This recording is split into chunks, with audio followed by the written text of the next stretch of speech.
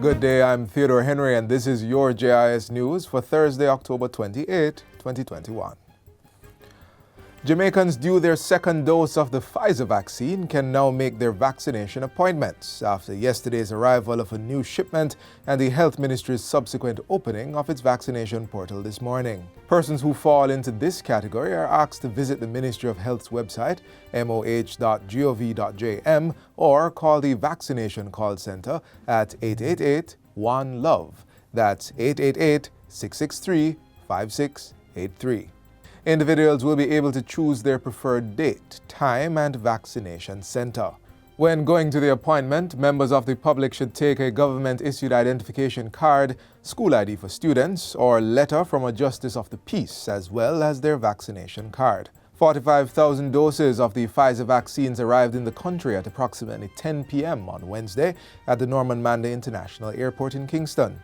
This shipment is a gift from the government of Suriname and represents a portion of the 145,000 doses that are expected to arrive by the end of this week. The remaining 100,620 doses have been purchased from the COVAX facility.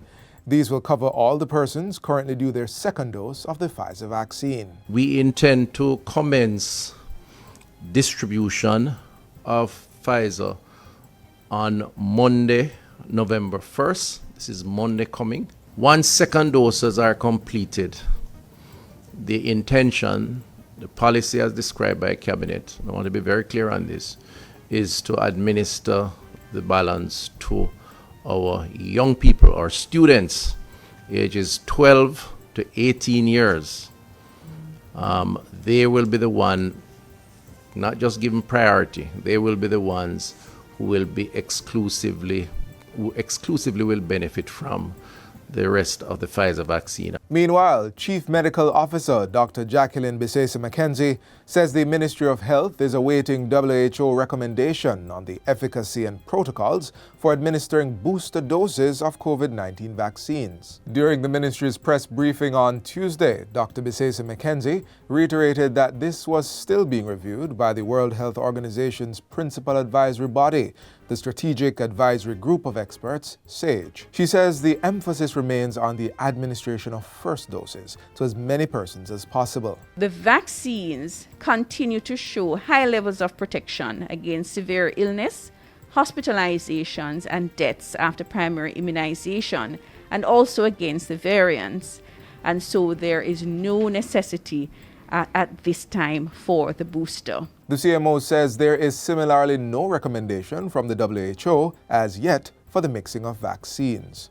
However, WHO's Strategic Advisory Group of Experts has recommended that moderately and severely immunocompromised persons should be offered an additional dose of all WHO emergency use listing COVID-19 vaccines. Since these individuals are less likely to respond adequately to vaccination following a standard primary vaccine series and are at higher risk of severe COVID-19 disease.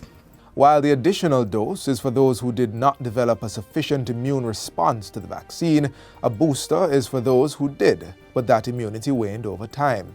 Among persons approved for an additional dose are transplant patients as well as those with active cancers, persons on chronic dialysis, severe primary immune suppressive disorders, and AIDS patients with cell counts less than 200. It also applies to persons on immunosuppressants for other disorders. Members of the public to whom this applies are asked to obtain a letter from their physician to verify this.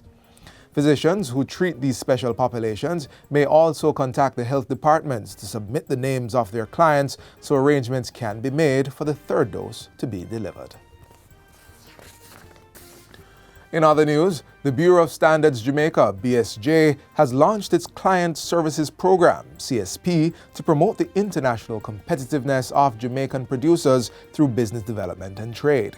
Industry, Investment and Commerce Minister Audley Shaw says the CSP was created as an additional lifeline for MSMEs to improve their competitiveness and productivity. Some of the interventions being provided by the CSP include standards awareness, interpretation and implementation, market access requirements, regulatory compliance, as well as accreditation, certification requirements, and referrals to other business service organizations. I applaud the management and staff of the Bureau of Standards on the creation of this program, which so far has provided over 70 clients with advisory services and technical assistance. These clients are from various stakeholder groups, including MSMEs, government, and academia. Minister Shaw points out that the international markets offer opportunities for MSMEs, but proof of compliance is needed through certification, which can be advanced under the CSP.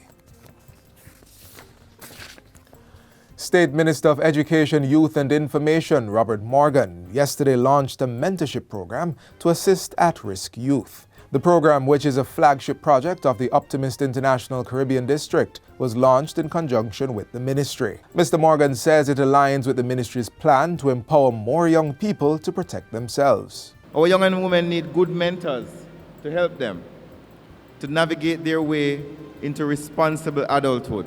And I think part of the reason why I was so interested in being here today is the recognition that there are still people within our society who want to help children, and not only want to help children, but are acting to help children. He says the ministry is assisting at-risk youth through other channels, such as the 211 Child Abuse Hotline, work to ban corporal punishment at the national level, and amendments to the Child Care and Protection Act.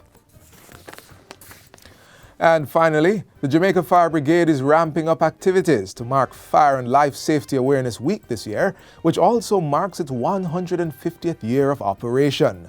The Brigade's 25th staging of Fire and Life Safety Awareness Week, which started on Sunday, is being observed under the theme, Empowering Citizens to Create Fire-Safe Communities. Commissioner of the Brigade, Stuart Beckford, says the emphasis is to increase fire prevention and safety education within communities, churches, schools, and organizations. At this time of the year, we intensify our public relations and media campaign to educate and to advise, inform Jamaicans of tips that they can adopt to make their surroundings safe from fires.